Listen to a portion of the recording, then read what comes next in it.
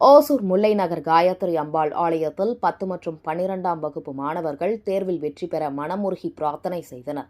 கிருஷ்ணகிரி மாவட்டம் ஓசூர் மாநகராட்சிக்குட்பட்ட முல்லை நகர் பகுதியில் அமைந்துள்ள பிரசித்தி பெற்ற ஸ்ரீ காயத்ரி அம்பாள் ஆலயத்தில் கல்வி செல்வத்திற்கு அதிபதியான ஸ்ரீ லட்சுமி ஹயக்ரீவர் தனி சன்னதி கொண்டு எழுந்தருளி பக்தர்களுக்கு அருள் பாலித்து வருகிறார். தற்பொழுது சிபிஎஸ்இ மற்றும் மாநில பாடத்தின் கீழ் 10 மற்றும் 12ஆம் வகுப்பு பொதுத் தேர்வுகள் தொடங்கி நடைபெற உள்ளது. மாணவர்கள் தேர்வுகளை பயமின்றி எதிர்கொள்ளவும், சிறந்த மதிப்பெண்களுடன் தேர்ச்சி பெற்று உயர்கல்விக்கு செல்லவும் இந்த ஆலயத்தில் ஆண்டுதோறும் சிறப்பு பூஜைகள் நடத்தப்படுவது வழக்கம்.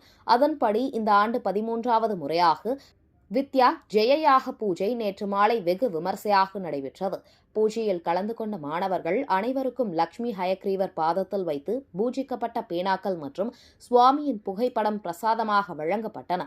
விழாவின் நிறைவாக பக்தர்கள் மற்றும் மாணவர்கள் அனைவருக்கும் அன்னதானம் வழங்கப்பட்டது.